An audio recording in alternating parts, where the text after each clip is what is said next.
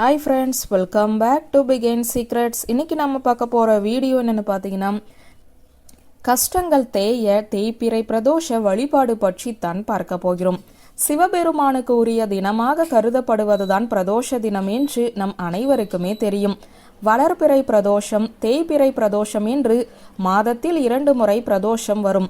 வளர்பிறையில் வரக்கூடிய பிரதோஷ நாளன்று சிவபெருமானை வழிபாடு செய்தோம் என்றால் நம் வாழ்வில் நன்மைகள் அனைத்தும் வளர்ந்து கொண்டே போகும் என்று கூறுவார்கள்.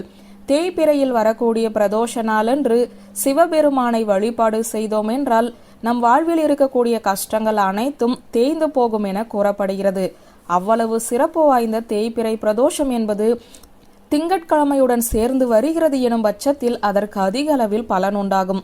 அந்த வகையில் தேய்பிறை சோமவார பிரதோஷ நாளன்று சிவபெருமானை எந்த முறையில் வழிபட்டால் கஷ்டங்களும் நோய்களும் கடன் பிரச்சனைகளும் தீரும் என்றுதான் பார்க்க போகிறோம்.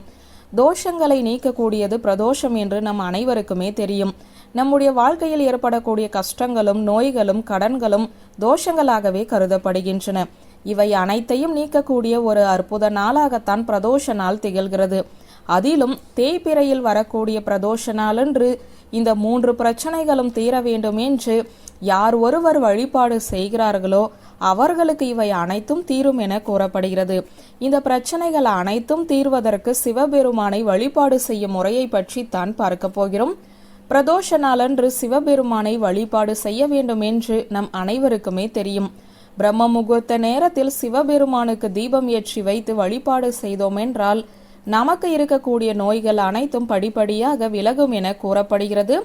இதோடு மட்டுமல்லாமல் அன்றைய தினம் சிவபெருமானின் ஆலயத்திற்கு சென்று சிவபெருமானுக்கு வாசனை நிறைந்த மலர்களை வாங்கி தருவதன் மூலம் நம்முடைய கஷ்டங்கள் அனைத்தும் நீங்கி நம் வாழ்க்கையில் வசந்தம் உண்டாகும் என கூறப்படுகிறது.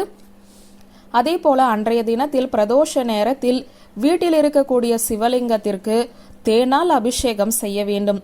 ஒருவேளை சிவலிங்கம் இல்லாத பட்சத்தில் சிவபெருமானின் படத்திற்கு முன்பாக தேனை நெய்வேத்தியமாக வைக்க வேண்டும்.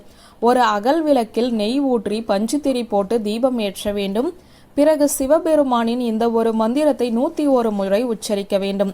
இப்படி உச்சரித்து சிவபெருமானை நாம் வழிபாடு செய்தோம் என்றால் நம் வாழ்வில் இருக்கக்கூடிய கடன் தொடர்பான அனைத்து பிரச்சனைகளும் தீரும் என கூறப்படுகிறது. பிரதோஷ நேரத்தில் இந்த வழிபாட்டை செய்ய இயலாதவர்கள் இரவு 8:30 மணிக்குள் இந்த வழிபாட்டை செய்யலாம். அரஹர மகாதேவாய நமக இந்த மந்திரம்தான் அது. இந்த மந்திரத்தை முழு மனதோடு சிவபெருமானுக்கு தேய்பிறை பிரதோஷ நாளில் சொல்லி இந்த முறையில் வழிபாடு செய்பவர்களுடைய வாழ்க்கையில் இருக்கக்கூடிய கஷ்டங்களும் நோய்களும் கடன்களும் பிரச்சனைகளும் தேய்ந்து போகும் என்ற தகவலை சொல்லி இந்த வீடியோவை நிறைவு செய்கிறேன். நன்றி, வணக்கம்.